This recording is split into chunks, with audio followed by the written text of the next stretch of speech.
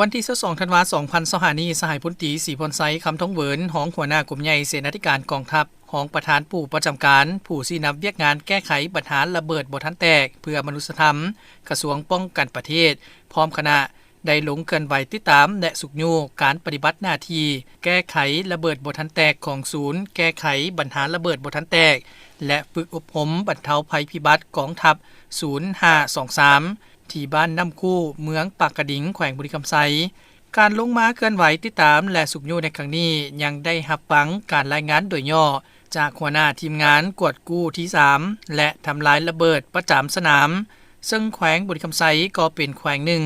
ที่ได้รับผลกระทบจากลูกระเบิดตกค้างในสมัยสงครามซึ่งความเอาตัวเมืองที่ขึ้นกับแขวงเป็นต้นแมนบ้านน้ำคู่เมืองปากกระดิ่งซึ่งบ้านดังกล่าวแมนได้รับผลกระทบจากการถึกสงครามคุกคานสู่หบทางภาคพื้นดินและการทิ่มระเบิดทางอากาศลงสู่ภาคพื้นดินในสมัยสงครามอินโดจีนแต่ปี 1964 หา 1973 ดังนั้นบ้านดังกล่าวจึงมีลูกระเบิดบ่ทันแตกตกค้างอยู่หลวงหลายจนถึงปัจจุบัน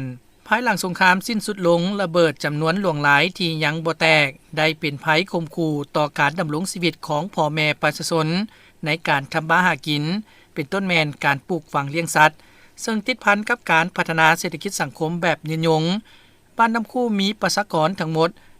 1,180 คนมี184ครอบครัวในระยะผ่านมา0523สามารถกวดกู้ระเบิด BUL-26 จำนวน91หน่วยสัมภาวุธสนิทลูกปืนใหญ่57มิลลิเมตรจำนวน15ลูกเศษเหล็ก 10,749 สิ้นส่วนสเก็ต 4,925 สิ้นส่วนในเนื้อที่ทั้งหมด